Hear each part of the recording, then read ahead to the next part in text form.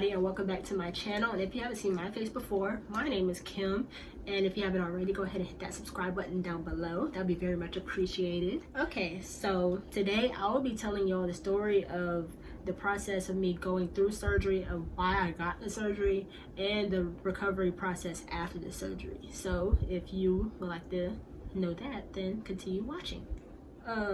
There was some physical reasons and there was some personal reasons. The physical reasons was I had a class 3, class 5.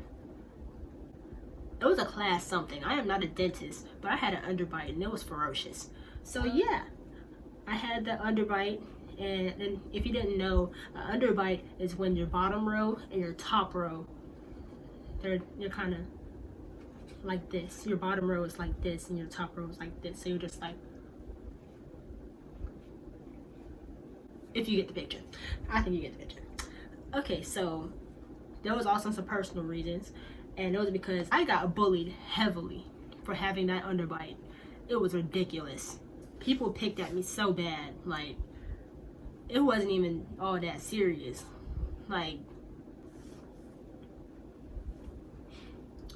but yes, I got bullied heavily. They would not leave me alone about it. Everywhere I went. Oh my gosh, her face is so long. Oh my gosh, her chin is so long. Oh my gosh.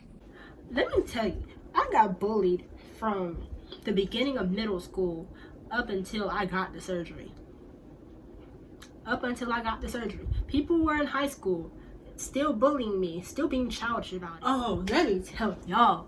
Okay, so I got me a job at somewhere. I'm not going to even say the place, but if you were there, you know. If you know, you know. I got me a job at Jimmy Joe's. That's what we're gonna call it, Jimmy Joe's. I got a job at Jimmy Joe's. So I wasn't even at the job for more than a week, and this dude was in my class, and he always used to smile in my face. And da-da-da this and da-da-da that, and just laughing in my face. But at work, he was around his mother, so he thought that he was bold. So he just started looking at me and doing this. And his little friends were just egging it on, laughing at him and all that, pointing at me and laughing. That was my breaking point. Like, that hurt my feelings. I started crying. That was the last straw. Like, and my mother, she represented. She came flying up to that place, and yeah, it was something. And the dude got fired. I'm not supposed to be smiling about that, but and his friends still used to come up to the place when I worked there. I was like, I sure did. Okay, moving along into the process of getting the surgery. That was like a year and a half. I might be exaggerating a little bit, but it felt like it. So that's what we're gonna say. We're gonna say a year and a half. Long wait for me to say that I want the surgery, and then up until I got the surgery. That was like a year and a half long wait, like waiting process. But during that time, of course I had to get my wisdom teeth taken out. That was a no-brainer. They had to come out. That was quite an experience. And then I also had to get some other teeth removed. And let me just say, if I had to choose which one was the least painful, it had to be the wisdom teeth, because, and that sounds so obvious, but let me tell y'all why. Because when I got my wisdom teeth taken out, I was not alert. I was asleep. When I got my other teeth taken out, I was very much alert. I was barely under laughing gas. Barely. And they were just sitting here yanking, and I'm sitting here just crying, like, can you stop? Can you put me to sleep or something? And they're just numbing every little place in my mouth, and I can still feel it. Like, that hurts. And I'm just like, ow. Like, that was not the most pleasant part of my journey. I would say that was the most painful. Even counting the surgery, getting those teeth taken out, that was the most painful. Yes, it was. Also, I had to get my, what are these called? Incisors? No, they're not called incisors. The flat teeth in the front. That's what we're gonna call the beaver teeth. Yeah, the beaver teeth. The teeth in the front. I had to get a gap in between that. That was the ugliest part of my journey. I hated that. I was so ready to get the surgery after I saw how I looked with a gap. Here's a picture right here. I mean, I didn't look that bad, but I just rather not have a gap. Like, if you have a gap, kudos to you. You look great with your gap, but it's just me. I don't look great with a gap. I look weird. It was a gap and a long chin on top of that. So, you know, everybody had a field day on that. They had a field day. Oh my gosh. And my mom, she was just sitting there like, you know, it's almost over, the surgery's almost here, so just ignore the people. At this time, I had grown a backbone, and I was just over it. I'm just like, okay, I won't look like this for long, so y'all can have your laughs. So that was it. Had to have a little okay, so eventually, I found out that I was having my surgery on December 19th at 6 a.m., if I'm not mistaken. It was either 6 or 7. I can't remember. But anyway, it was early in the morning. Early in the morning. I found out when the surgery was. So I was trying to live my best life up until that surgery. For my 18th birthday, I went to go get seafood. Seafood is my favorite food. I love all things seafood. And I was just trying to have crab legs as much as possible because I knew it was going to be a minute before I could have real food. So yeah, for my 18th birthday, how I celebrated, I went to go get crab legs with my parents. And I'm pretty sure I had crab legs a million times before my surgery.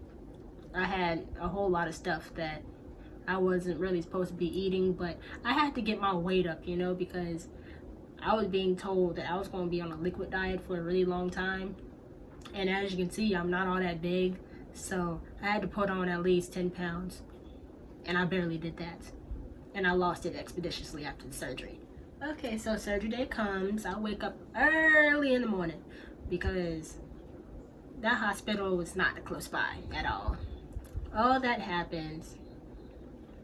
And I think afterwards I get put in the little hospital gown and whatnot. And I get in the little hospital gown and whatnot.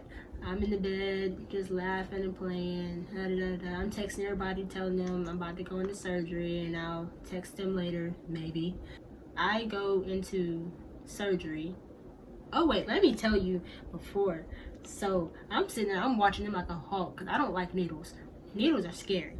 So I'm sitting there, I'm watching them, and they could not find. I think they poked me like twice. I don't like that. Once is your limit.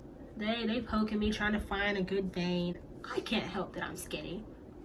Pick one and stick with it. So yeah, I think they chose one of these or one of these. I can't remember. I'm under the laughing gas. I feel like I'm trying to punk this little system and whatnot. That's something I always do. I don't know if that's just me or how I'm just weird or something like that, but I always try to fight the anesthesia. That's what I do. And I lose every time, obviously. I'm sitting here, I'm focusing. I'm trying to stay awake. I'm trying to stay alert. I'm trying to focus on something around. Trying to watch TV or something like that. And then just blackness. Yeah, the last thing I remember is looking at something on TV, and then next thing I know, I'm waking up to somebody trying to wake me up out of my sleep and whatnot. Oh yeah, I'm in the JROTC. Correction, I was in the JROTC. And my first sergeant came to see me at the hospital, and I love her so much for that. Shout out to First Sergeant Anthony. So yeah, I'm guessing my mom was trying to wake me up out my sleep because she had got there, and I faintly remember her being there. So I guess I did wake up, kinda. I was in and out of sleep, but I do remember her coming. The only thing I remember is before she got there is I'm pretty sure I did wake up because I faintly remember getting a piece of paper or something and writing where is First Sergeant, because she had already promised me that she was coming to see me before I even had surgery. She already said that she was. She came and I barely remember it. I think I barely responded to her when she was there, but no love lost. I still love her. So I stayed overnight at the hospital, and then I went home the next day, and I had to go home with a whole bunch of instructions on how I'm supposed to eat and a whole bunch of medication and all that. I cried about everything. I don't know what type of medicine they had me on, but they had me on some very emotional stuff. I cried about everything. The most funniest memory I have from this is when my mom showed me a tiny little toothbrush. It was like a little princess toothbrush that you give to like a 2-year-old or something like that. And I started crying. That's the only memory I have from that surgery, that I did something stupid, like crying over a toothbrush. But I did. I cried over a toothbrush. And the food that I was fed, oh my gosh. I hate, I'm not going to say I hate applesauce. I will always love applesauce. But I was fed through a tube. Like, I'm going to put a picture of it because I don't know how to explain it, and I don't want to look stupid trying to explain it with my hands. But, yeah.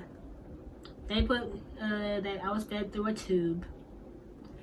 And I had to feed myself through a tube for a really, really, really long time, because I had a whole lot of stuff in my mouth, and I couldn't open my mouth. I had a whole lot of rubber bands. It was ridiculously tight, and I could barely talk. So for a long time I was fed mashed potatoes, applesauce, some disgusting, what's the thing called, chicken broth, I think, yeah, or some type of chicken cubes or something.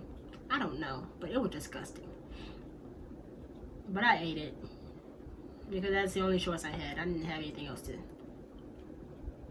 Couldn't eat anything else, so I just had to choke it down. That was what I was given. So,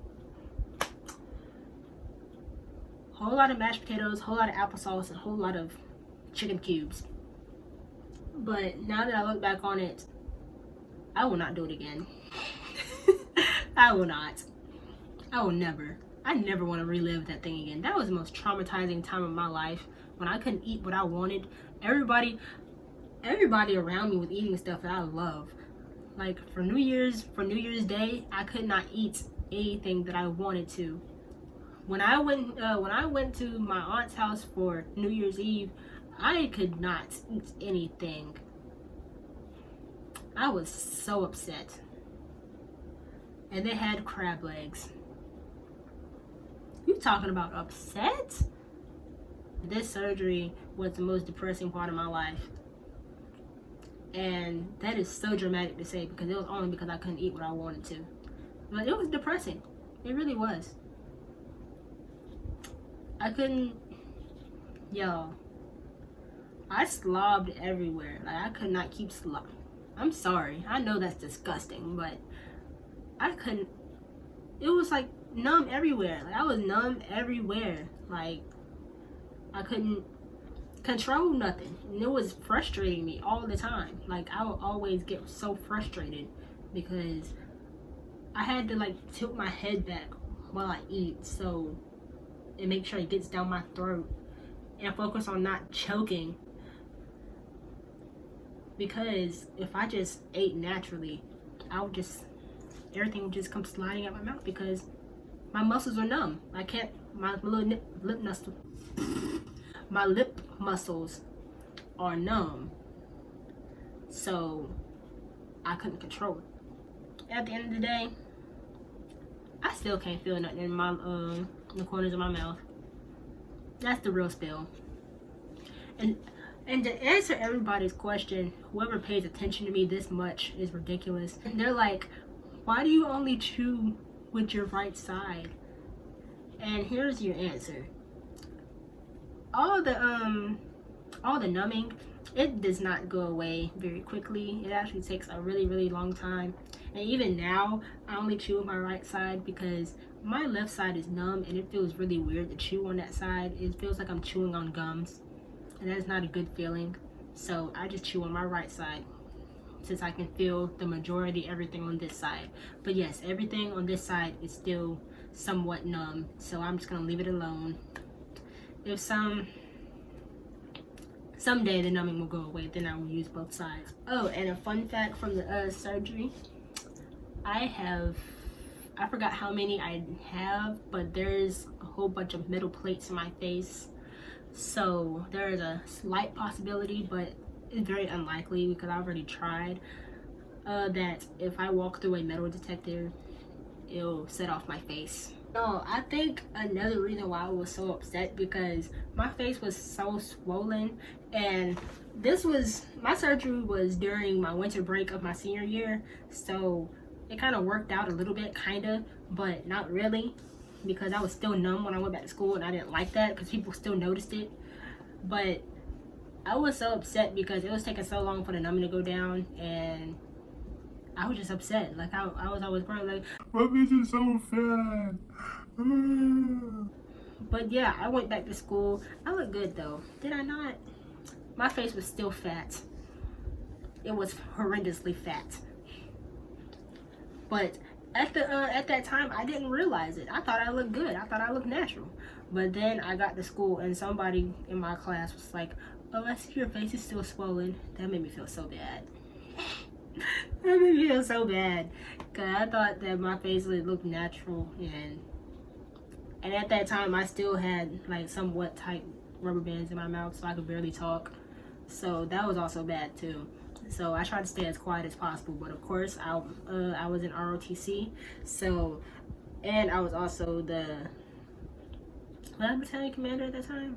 I think I was still the executive officer at that time, so I had to talk a lot, and it was tragic. And I was always hungry because anything that I ate for lunch, it never filled me up, because I'm not really much. I am a soup person, but I like to have stuff in my soup. I don't like to just have plain soup, like just liquid. And that's all I could eat, and that was just depressing because I was always hungry. Honestly, I was always hungry because what liquid fills you up? And how much of that liquid do you have to consume for it to fill you up? So I had to put up with that for probably like 2 months. 2.5 months, 3 months, I don't know, I don't remember, but it felt like a really long time. It felt like years to me. But finally on, was it February, March, I don't remember, it was one of those months, I was finally able to eat real food. But it had to be like minimal. It had to be like soft food, like practice chewing, I guess. Don't just start eating corn, start eating popcorn. I couldn't do all that. I couldn't eat candy. I couldn't do it. And neither could I physically do it anyway, because I was still trying to get used to chewing again. So I had to like eat foods like, what was something soft that I ate? Seafood. That was where I wanted to go. The same day that they cleared me to eat seafood, I wanted to go straight to wild crab. And that's exactly what happened. And I certainly did eat my seafood expeditiously. And also, I had to wait another 5 weeks, I think, or 3 weeks. I had to wait another couple of weeks before I could actually start eating again, like eat whatever I want without people telling me not to eat it. So I think I was finally cleared to do whatever I want in March. I think it was in March. Yeah, it was in March. And that was probably the happiest day of my life. When I was like, it was the happiest day of my life. Honestly. I skipped out of that place so quick. So that was my journey through surgery. And as you can see now, I am so happy with my smile. But it's time for me to get my braces off. It's been time for me to get my braces off for months now, but because of coronavirus, my orthodontist had to shut down. But now he's back up, and he hasn't called me yet, and he won't answer my calls. So Dr. Devant, if you're watching this, please call me back and get these braces off my teeth. Thank you. If you made it to the end of this video, thank you so much for watching. This was so much fun to record. I will be linking my social medias down below, my Instagram and my Snapchat, so we can be friends on there as well. And if you don't mind, go ahead and hit that like button, that subscribe button down below if you haven't already, and comment what you think down below. And yeah, I will see you guys in my next video. Bye! Paper for them poking out my pants. All these rats gon' make a nut, I pull them out and she gon'